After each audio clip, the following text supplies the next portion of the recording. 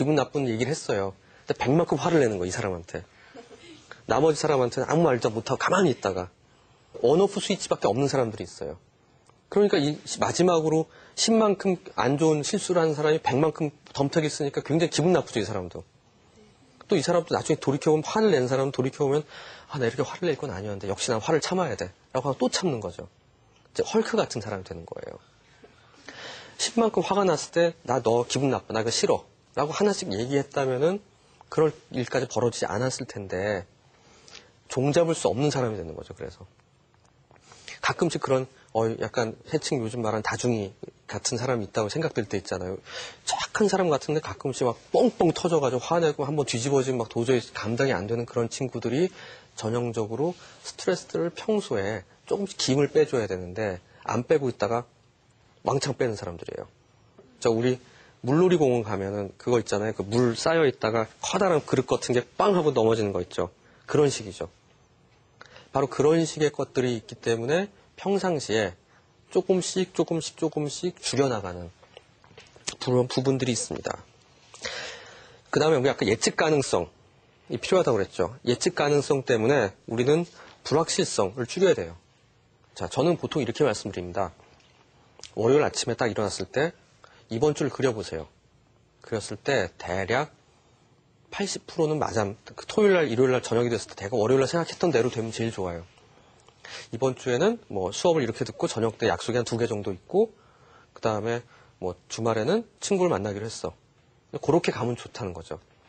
근데 약속을 빽빽하게 다 잡아놨어. 너무 바빠. 내가 뭐 동아리 3개에 총무하고 있고 이런 친구들이 있거든요.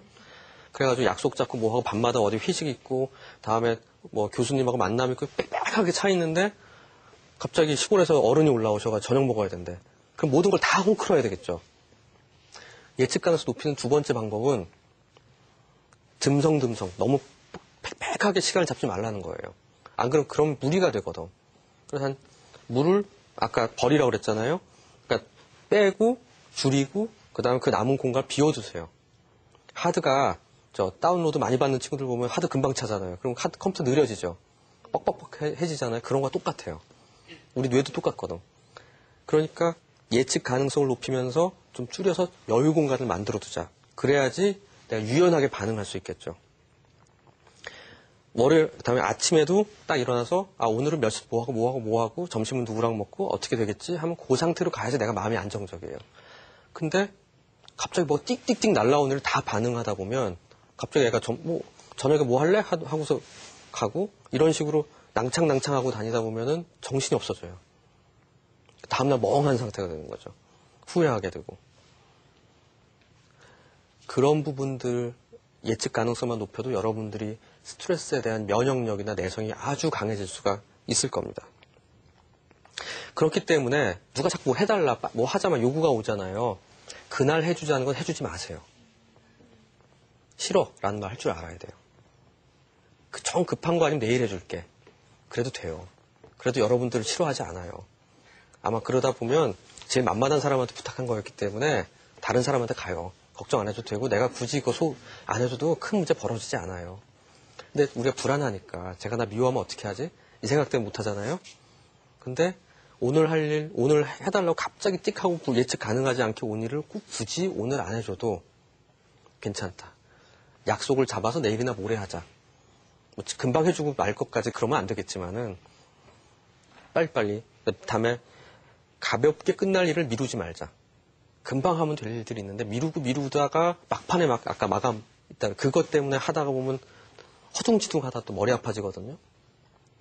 그렇기 때문에 뭐 이메일 답장 같은 거 한다든지 아니면은 수강신 뭐 관련된 문제라든지 이런 금방금방 해결될 문제들은 생각날 때 바로 끝내버리는 거. 그런 부분들도 스트레스를 줄일 수 있는 길이겠습니다. 그래서 생활에 전체적으로 내가 좀 일상적인 리듬으로 돌아가고 있다라는 마음을 갖는 게 무엇보다도 굉장히 중요하죠. 이렇게 스트레스라는 거는 아주 주관적인 거고요. 주관적으로 내가 받아들이기 나름인데 그 스트레스가 뭔지를 잘 구별을 한 다음에 이 스트레스에 대해서 내가 좀 어떤 정도의 캐파시티가 있는지, 그러니까 나라는 사람의 그릇이 얼마나인지를 보고 나에게 주어진 요구가 너무 많으면 좀 줄이고요. 수도꼭지 좀 잠그고 개수구멍을 좀 많이 만드는. 근데 많이 만드는 방법은 내 삶을 예측 가능하게 하고 내가 나를 좀 조절 가능해. 내가 좀 나를 조절한다는 느낌으로 하는 느낌을 갖도록 노력하는 거. 그걸 통해서 그걸 하는 게 그냥 인생이 편안해지는 것뿐만이 아니라 아주 중요한 것 중에 하나는 내가 갖게 어떤 질환이나 질병을 예방할 수 있는 정신질환일 수도 있고 신체질환일 수도 있고 이런 부분들을 예방할 수 있는 아주 편하고 간단한 방법이라는 거.